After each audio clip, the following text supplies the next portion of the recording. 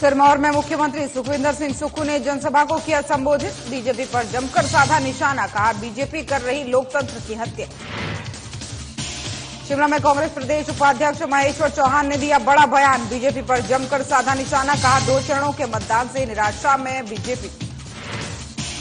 शिमला में बीजेपी प्रदेश अध्यक्ष राजीव बिंदल ने दिया बयान। सुक्खू सरकार पर जमकर साधा निशाना, कहा प्रदेश में विकास कार्य पूरी तरह से ठप। शिमला में उप महापौर उमा कौशल ने महिला हॉस्टल का किया निरीक्षण। कामकाजी महिलाओं की सुनी समस्याएं, कब्जा करके बैठी महिलाओं को बाहर का दिखाया रास्ता। हिमाचल प्रदेश में पंजाब से अवैध रूप से आ रहे गैस सिलेंडर, खाद्य विभाग ने पकड़े 65 खाली सिलेंडर। आगामी मामले की छानबीन में जुटी पुलिस। नमस्कार, खबर हिमाचल प्रदेश देख रहे हैं आप और मैं हूं आपके साथ ज्योति। सिरमौर में मुख्यमंत्री सुखविंदर सिंह सुक्खू ने राजगढ़ के नेहरू मैदान में एक चुनावी जनसभा को संबोधित किया। वहीं सीएम ने कहा कि प्रदेश कांग्रेस सरकार का पहला मकसद साल 2027 तक प्रदेश को आत्मनिर्भर और साल 2032 तक देश का सर्वश्रेष्ठ उसको बनाने का हमारा लक्ष्य है, जिसके लिए वर्तमान सरकार लगातार प्रयास कर रही है।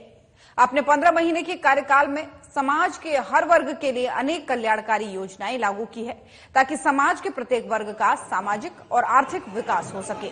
उन्होंने आगे कहा कि प्रदेश में मानसून के समय इस सदी की सबसे बड़ी आपदा आई, जिसने पूरे हिमाचल को हिलाकर रख दिया और प्रदेश सरकार ने उस समय आपदा से पीड़ित हर व्यक्ति तक रिकॉर्ड समय में राहत पहुंचाने का काम किया।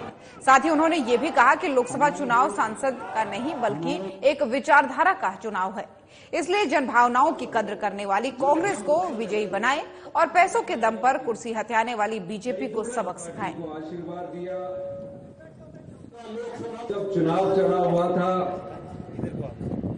उस समय भारतीय जनता पार्टी की सरकार थी और पूर्व मुख्यमंत्री जयराम ठाकुर जी कहा करते थे डबल इंजन की सरकार है, हम रिवाज बदलेंगे।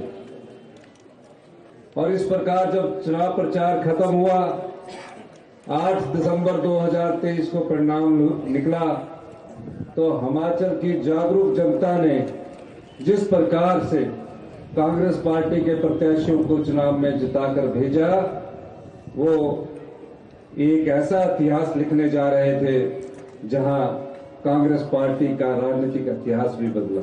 हमारी जनसंख्या 75 लाख है, 90% हम गांव में रहते हैं, कई घर तबाह हो गए हैं, 22,000 परिवार तंबुओं में रह रहे हैं, किसी रिश्तेदार के पास रह रहे हैं, हमारी मदद कीजिए। केंद्र सरकार ने हमारी एक नहीं सुनी। इस क्षेत्र के विधायक सांसद सुरेश कश्यप जी को भी पूछा जाना चाहिए कि आपकी सरकार थी, दिल्ली में आपकी पार्टी के प्रधानमंत्री थे, गृह मंत्री थे, आप क्यों नहीं एक छोटा सा कागज का टुकड़ा लेकर, प्रस्ताव लेकर उनसे मिले और कहते कि आपदा में हिमाचल प्रदेश को बहुत नुकसान हुआ है, इतिहास की सबसे बड़ी तबाही हुई है, कृपया करके गृह मंत्री जी, प्रधानमंत्री जी, हिमाचल प्रदेश की भी उस प्रकार आर्थिक सहायता कीजिए जिस तरह गुजरात के भुज में हुई है और उत्तराखंड में हुई है, थोड़ी मदद उनकी भी कीजिए। आपने सांसद सुरेश कश्यप जी का इस प्रकार का फोटो कहीं नहीं देखा होगा। तीनों संसदों में कोई मांग नहीं उठाई, काहे के लिए हम चुनकर भेजते हैं। विधानसभा के भी चुनाव आ जाएंगे, लेकिन जनता की भावनाओं से सौदा करने वाले पार्टी को कभी मत बख्शना। हम लोग आज मुख्यमंत्री है, मंत्री है, लेकिन हम अगर सही दिशा में काम करेंगे तब जनता हमारे साथ खड़ी होती है। आज आपके सामने हमने विनोद सुल्तानपुरी जी को आपके सामने खड़ा किया। इनकी स्वच्छ छवि है, ईमानदार छवि है, हिमाचल की सीमा के अंदर आ ही नहीं सके क्योंकि दिल में ना चोर बैठा हुआ था। हमने तो रोका नहीं था, अरे भाई अपने परिवार वालों से मिल लो, उनसे भी नहीं मिलने आए। परिवार वाले बोल रहे जी हमको पता ही नहीं है। ये मान ही नहीं सकता कि इतने कम पैसे में आप किसी को घर बनाने की बात करते, पर नियमों में ये लिखा है। मैंने अधिकारियों को कहा कि ये नियम बदले जाने चाहिए। एक आम घर का, एक आम परिवार अपना घर 7 लाख रुपए में भी नहीं बना सकता इस महंगाई के दौर पर, लेकिन फिर भी उनको ये लगे कि मैंने जख्मों पर मरहम लगाया। और हमने उस राशि को 1.5 लाख से बढ़ाकर 7 लाख रुपए कर दिया। ये वो शख्सियत है दोस्तों, जिन्होंने बीड़ा उठाया है, जिन्होंने ये प्रतिबद्धता दिखाई है कि मैं इस हिमाचल प्रदेश को, इस पहाड़ी राज्य को बहुत ही ताकतवर बनाना चाहता हूं, बहुत ही अमीर बनाना चाहता हूं, स्वावलंबी बनाना चाहता हूं। ये इनका विजन है। बड़ी दुखद बात है और हमें हिमाचल को शर्मसार किया गया। आज आप सब लोग यहाँ बैठे हैं, आप लोग निर्णय ले रहे हैं और निर्णय इस तरह का लिया जाना चाहिए जिसमें एक कंपैरिजन होना चाहिए कि कौन हमारा सांसद है और उस सांसद ने क्या काम किया है। एक हमारे को देखना पड़ेगा कि पिछले 15 वर्षों में इस इलाके के भले के लिए हमारे सांसदों ने। और देश में हुए 2 चरणों के मतदान के बाद से हिमाचल कांग्रेस ने बीजेपी पर निशाना साधा है। आपको बता दें कि शिमला में पत्रकार वार्ता कर कांग्रेस प्रदेश उपाध्यक्ष महेश्वर चौहान ने कहा कि 2 चरण के मतदान में बीजेपी को निराशा हाथ लगी है और 400 पार का नारा फेल होता नजर आ रहा है। बीजेपी काल्पनिक बातों पर चुनाव प्रचार कर रही है और पिछले 10 साल में देश आर्थिक रूप से पिछड़ा है। बेरोजगारी और महंगाई बीजेपी का बड़ा एजेंडा था, लेकिन 10 साल में न महंगाई कम हुई न ही बेरोजगारी खत्म हुई। महेश्वर चौहान ने कहा कि ईडी और सीबीआई को हथियार के रूप में बीजेपी इस्तेमाल कर रही है और चुनी हुई राज्यों की गैर बीजेपी सरकार को गिराने का बीजेपी देश भर में प्रयास कर रही है। साथ ही उन्होंने कहा कि हिमाचल के चुनाव हिमाचलियत पर लड़ा जा रहा है और केंद्र मुद्दों के अलावा स्थानीय मुद्दों पर चुनाव लड़ा जाएगा। इसके अंदर 2 चरण का मतदान जो है पूर्ण हो चुका है और भारतीय जनता पार्टी को 2 चरण के मतदान में भारी निराशा हाथ लगी है और जो एक भारतीय जनता पार्टी का एक सेल्फ डिक्लेयर्ड एक जो एजेंडा था, अब की बार 400 पार पूरी तरह फेल हो चुका है और भारतीय जनता पार्टी के नेता भी इस बात को समझ चुके हैं। सिवाय इन्होंने केंद्रीय जो जांच एजेंसियां हैं, चाहे सीआईडी है चाहे ईडी है, इनका दुरुपयोग करने के अलावा कोई भी इनके पास प्रचार का साधन नहीं था और आज पूरे देश के अंदर भय का माहौल है। एक तरह से मैं आपको कहूं कि देश में अघोषित आपातकाल जैसी स्थिति बन चुकी है। विपक्ष के बड़े बड़े नेताओं को चुन चुन कर निशाना बनाया जा रहा है। आप देखिए कितने 2 प्रदेशों के मुख्यमंत्री को हिरासत में ले लिया गया और जो भी नेता भारतीय जनता।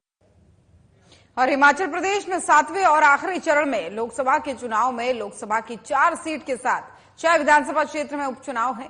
इस बीच पक्ष और विपक्ष में वार पलटवार का सिलसिला लगातार जारी है।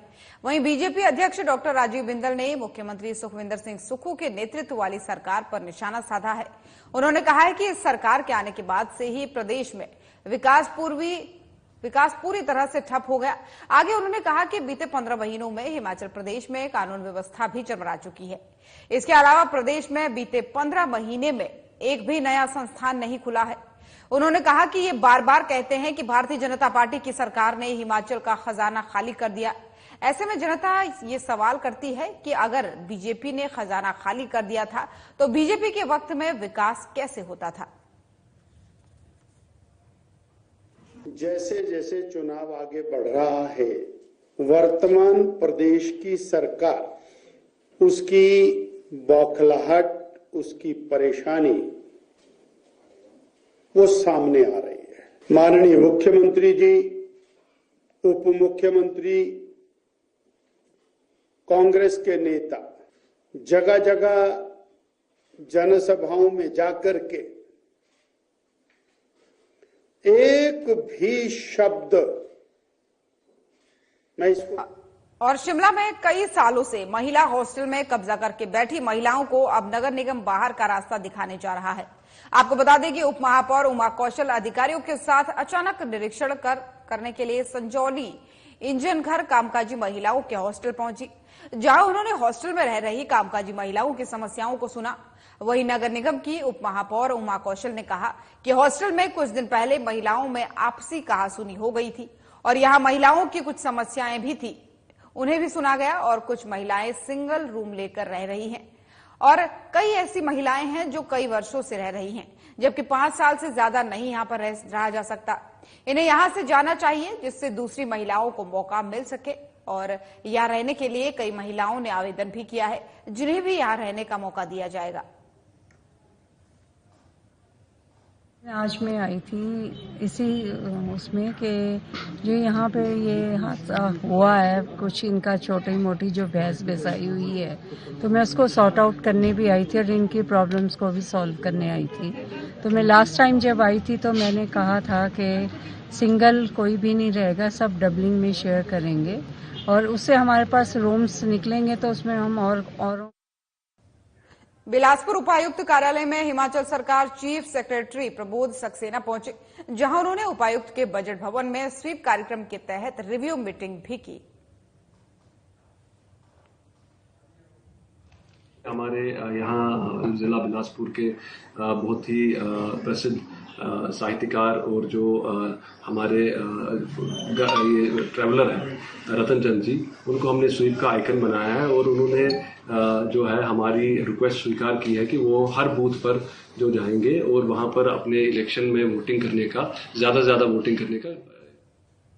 और हिमाचल प्रदेश में पंजाब से एक गैस एजेंसी अवैध रूप से गैस सिलेंडर देने का गोरख धंधा कर रही थी और उपायुक्त सोलन मनमोहन शर्मा को इसकी लगातार शिकायतें मिल रही हैं। वहीं उपायुक्त के आदेश पर खाद्य आपूर्ति विभाग ने शिमला की ओर से खाली सिलेंडर लेकर जा रही गाड़ी को पकड़ लिया।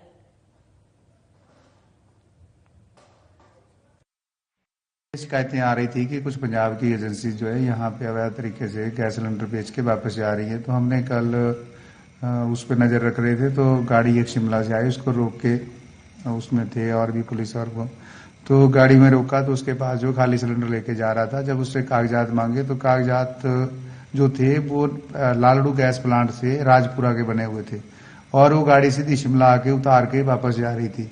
और जिसको सेल किए उसने उससे रिलेटेड उनके पास कोई डॉक्यूमेंट नहीं थे और इस प्रकार जो हमारा एलपीजी कंट्रोल ऑर्डर है उसकी कंट्रावेंशन पाए जाने पर गाड़ी सहित जो 65 सिलेंडर खाली उसके थे उनको कब्जा में लेकर पुलिस में एफआईआर पुलिस थाना सोलन। तो खबर हिमाचल प्रदेश देख रहे थे आप। बुलेटिन में फिलहाल इतना ही। नमस्कार।